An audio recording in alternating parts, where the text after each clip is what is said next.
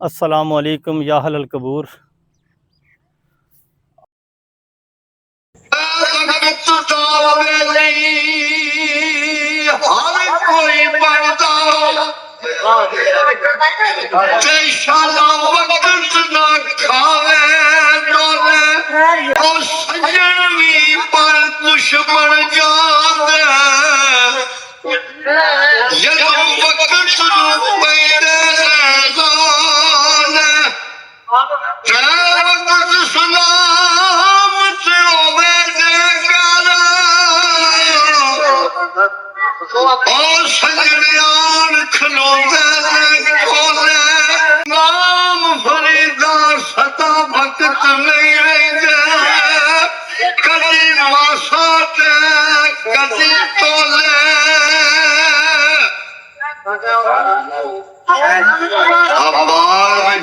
दिल बाग नहीं होंगे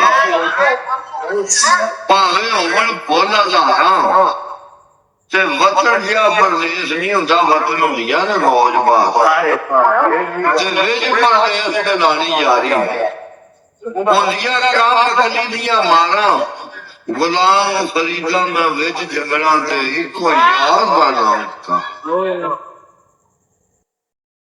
नाजरीन, अज मैं आया वां शहर खमोशा फातिहा खानी वास्ते। बाबा जी सानुल्लाह बड़ैच वो शख्सियत है जिन्हां दी वजह तो मैं आरफाना कलाम लाया। इन्हां दी वजह तो ही मैनू इस इलाके जलालपुर जट्टां दे जिहड़े लोग ने वो जानते हैं ते तुहाडे नाल भी जिहड़ा मेरा राबता है वो भी इस हस्ती की वजह तो है। अल्लाह ताला इन्हां दी मगफरत फरमाए। जिहड़े उन्हां दे फैन ने उन्हां नू अल्लाह ताला सबर देवे।